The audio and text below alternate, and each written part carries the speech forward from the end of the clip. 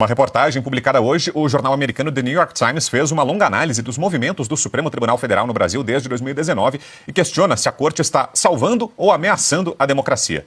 No artigo, Jack Nicas, chefe da sucursal brasileira, explica que naquele ano, logo depois da posse de Jair Bolsonaro, o STF decidiu conceder a si mesmo o poder de abrir uma investigação criminal sobre críticas contra a corte.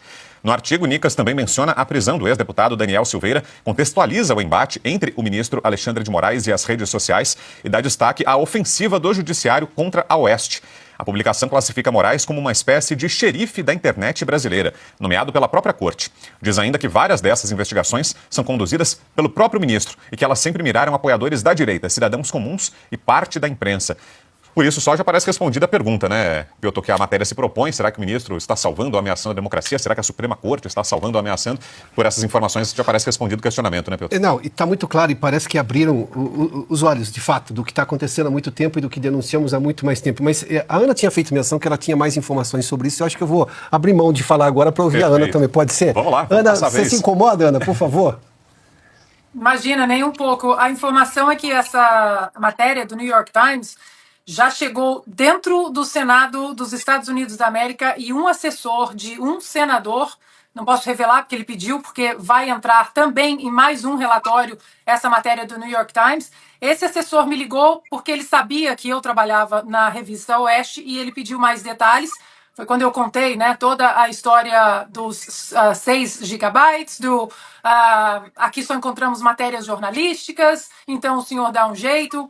E ele estava, enquanto eu falava com ele no telefone, ele estava exatamente com aquele relatório que veio da Câmara, da comissão da Câmara, de 541 páginas sobre o Twitter Files Brasil. E diante daquele relatório, ele me fez algumas perguntas e quando eu respondia, ele falava it all makes sense now, agora tudo começa a se encaixar, ou seja, às vezes eu sei que nós estamos diante de um cenário tão aterrorizante no Brasil, com toda essa batida totalitária do Alexandre de Moraes, e a gente fica esperando uma bala de prata, né? É o Elon Musk, é a Câmara Americana, é aqui, é ali, é o impeachment do Moraes, mas um grande quebra-cabeça está sendo construído para expor ainda mais o que está acontecendo e não apenas expor, medidas serem tomadas. Ele comentou também, ele que é um assessor de um senador, comentou também do projeto de lei da Maria Salazar, a deputada do estado da Flórida, uma das 3 signatárias do projeto de lei, que visa caçar vistos de censores. E ele disse que esse projeto também rodou o Senado, porque o nome do Alexandre de Moraes está ali naquele projeto como um dos censores. Ou seja, os americanos estão de olho não apenas para interferir, né, na soberania brasileira, mas para tentar colocar um freio exatamente nessa palavra censores. E aí, na nossa conversa, ele comparou o Alexandre de Moraes, vejam com quem? Com Nicolás Maduro. Não, é ótimo ouvir o que a Ana nos traz aí de informação, porque se tem uma coisa que toda vez eu percebi indo aos Estados Unidos é que eles têm muito viva na memória as ditaduras latino-americanas. Estou falando lá do século passado ainda. Isso é muito vivo.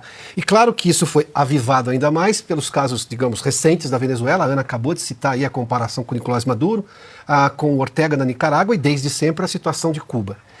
Que diferença tem, então, olhando-se por esse prisma, e acho que esse é muito claro, para um americano quando ele vê que a Suprema Corte da Venezuela, ou qualquer coisa que o valha lá, parecido com o Supremo Tribunal Federal, pede a extradição, ou que Cuba, naquele momento, pediu a extradição dos 2 pugilistas nos Jogos Pan-Americanos aqui do Rio de Janeiro? Nenhuma para eles. Quando agora você vê, neste momento, o ministro Alexandre de Moraes pedindo extradição de brasileiros, que nesse caso a maior parte nem foi julgada ainda, ou seja, não foi julgada, está na Argentina como preso político, aliás, como exilado político. Eles vão simplesmente colocar tudo na mesma régua, porque é a mesma régua. Com a diferença de anos em relação, obviamente, às ditaduras latino-americanas do século passado e de agora. A Ana falou sobre bala de prata e, claro, quando a gente está sob esse momento grave, o Augusto cita aqui o tempo que foi, quanto durou a ditadura militar naquela época e toda a perseguição motivada pelo AI-5. Para quem viveu aquele momento, a dor contemporânea é sempre muito dolorida, né?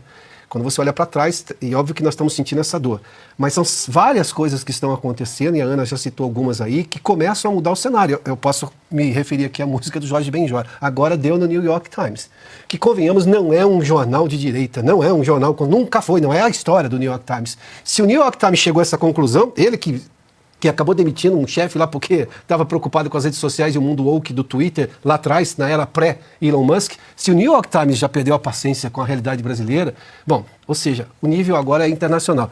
O Alexandre de Moraes corre o risco, se a diplomacia brasileira aceitar colocar adiante esses pedidos de repatriação de brasileiros à força, né, porque nós estamos falando, obviamente, de um envio à força, vai passar vergonha de novo.